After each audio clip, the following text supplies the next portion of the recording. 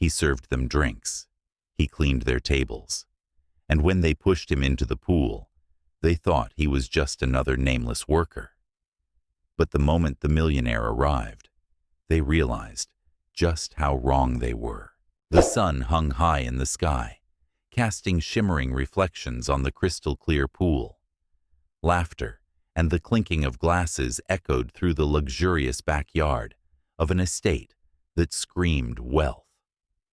The elite of the city had gathered here, dressed in their finest, sipping expensive champagne, and indulging in shallow conversations about stocks, luxury vacations, and the latest scandals among the rich.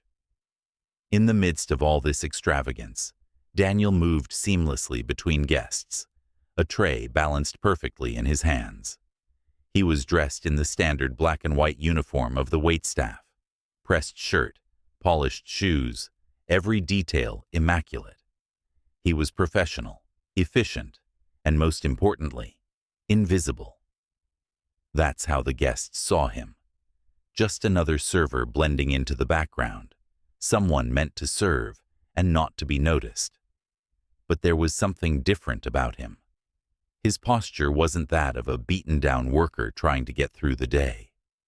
His movements were precise, his eyes sharp, scanning the crowd not with the defeated gaze of a servant, but with quiet observation. There was a stillness to him, an air of control that didn't belong to someone in his position.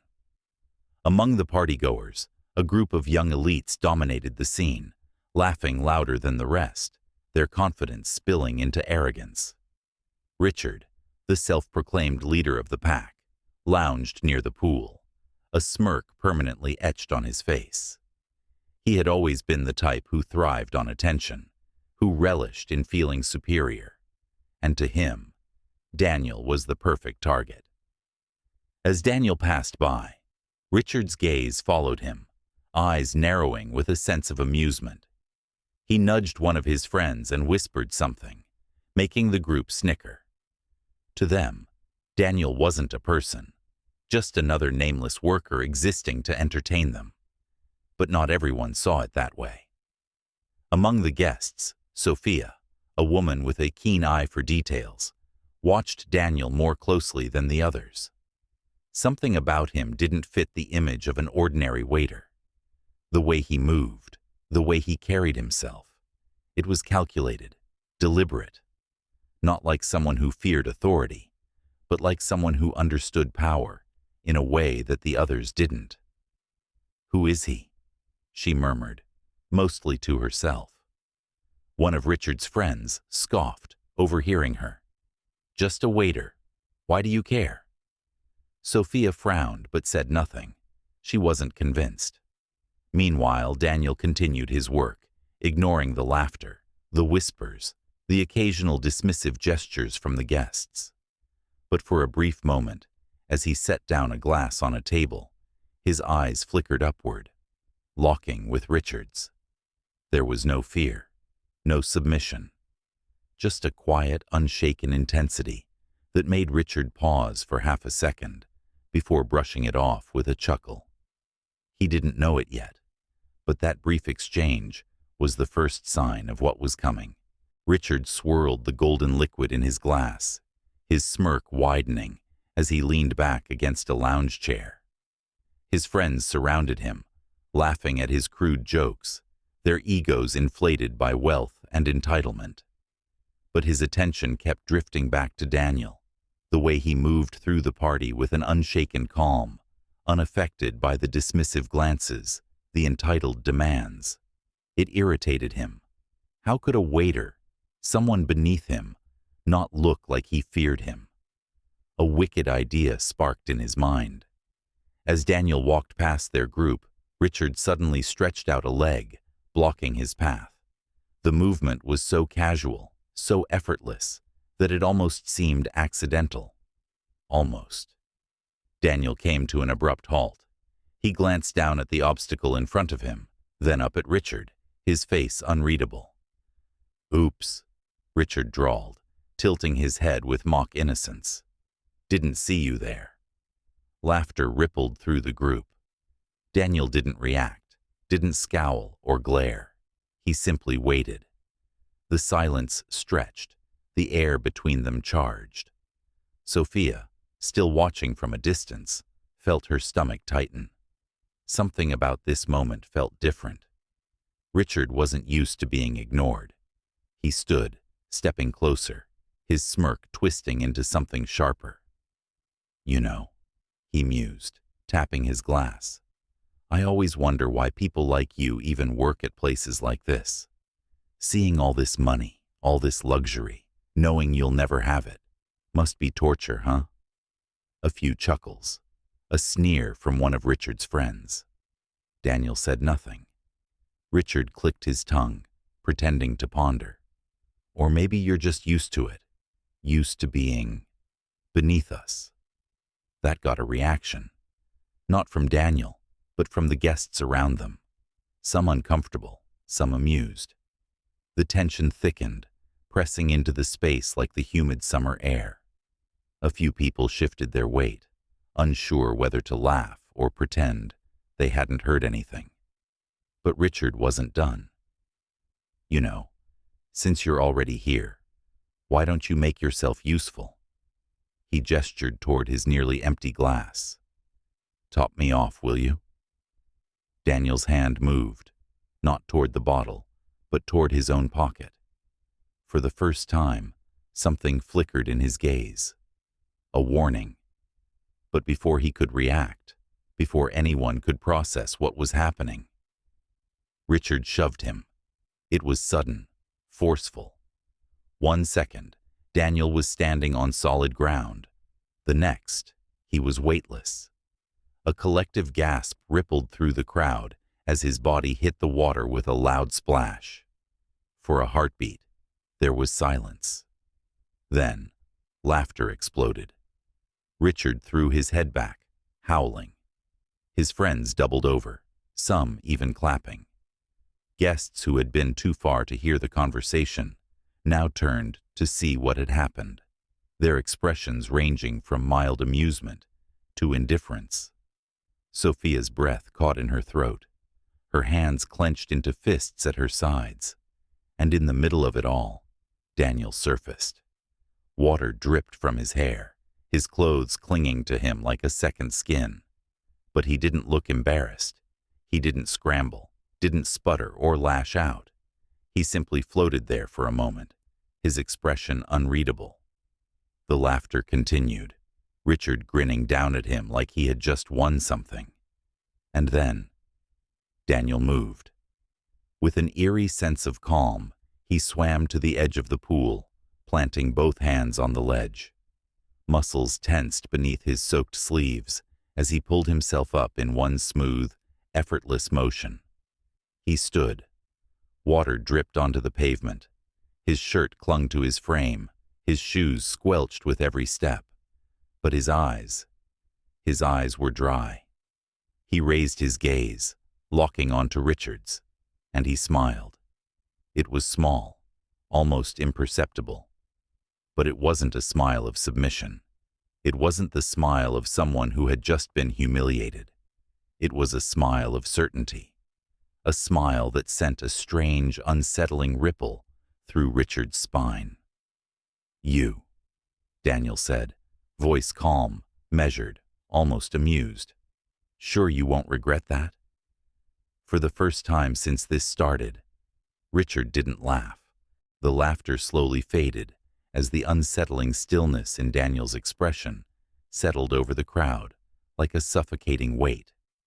His words lingered in the air, calm, steady, but carrying a weight that no one could quite define.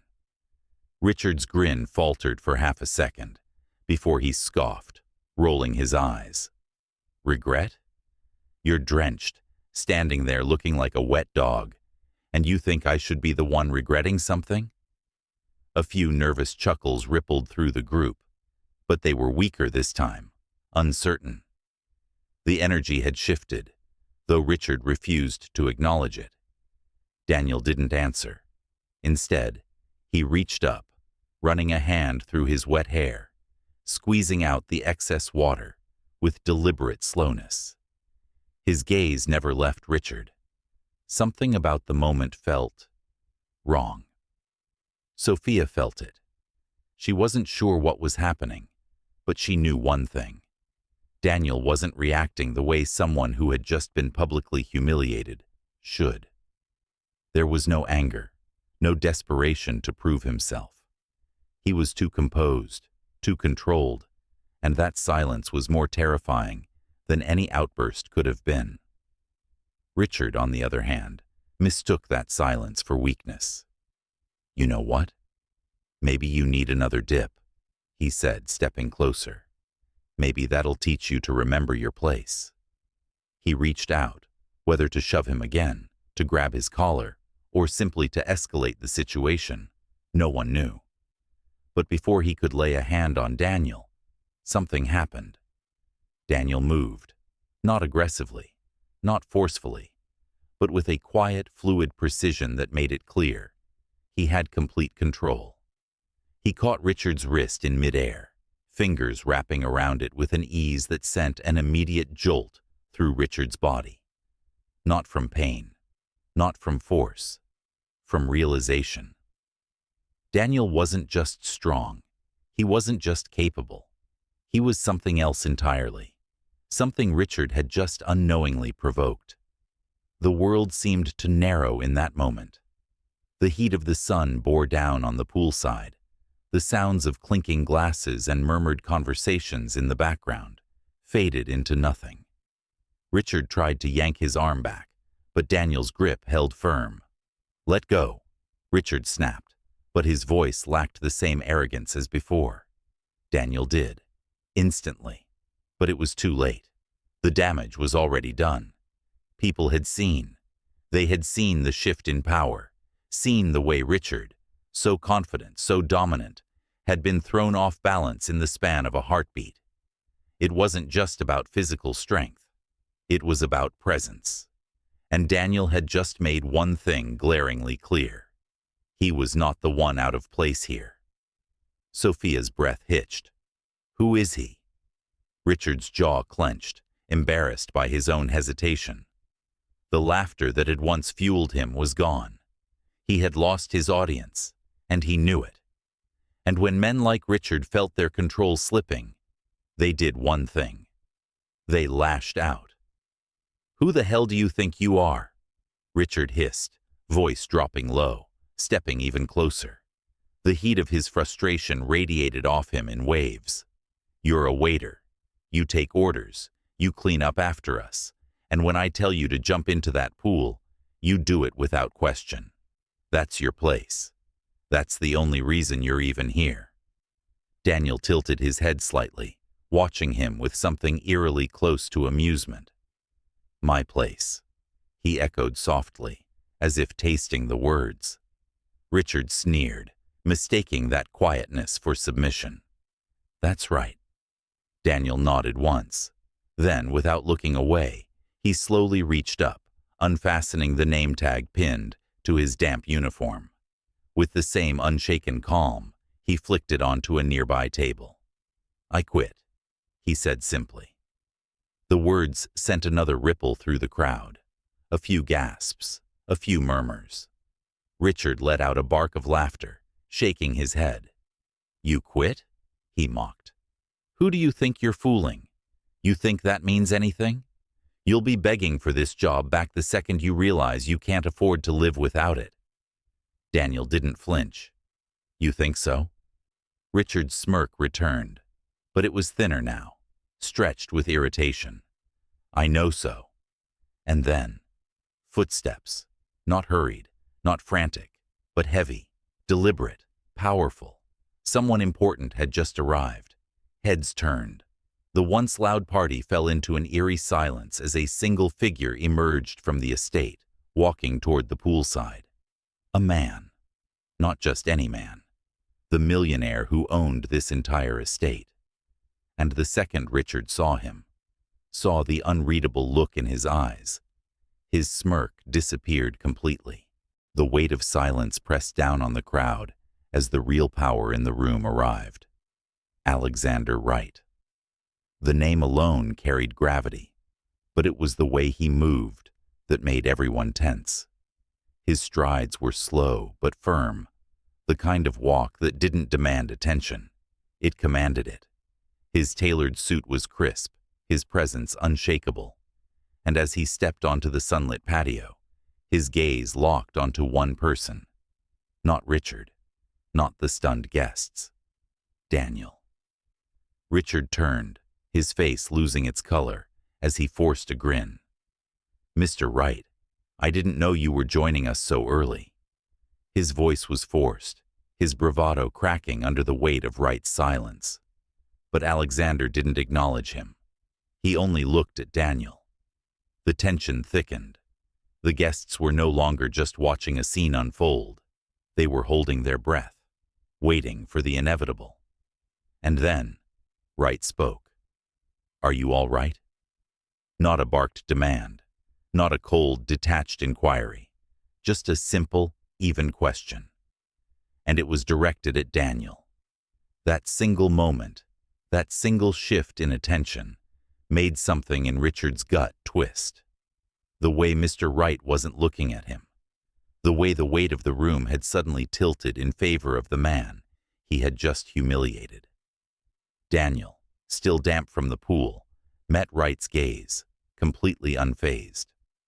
"I'm fine," he answered, his voice steady. "But it seems your guests have been entertaining themselves at my expense."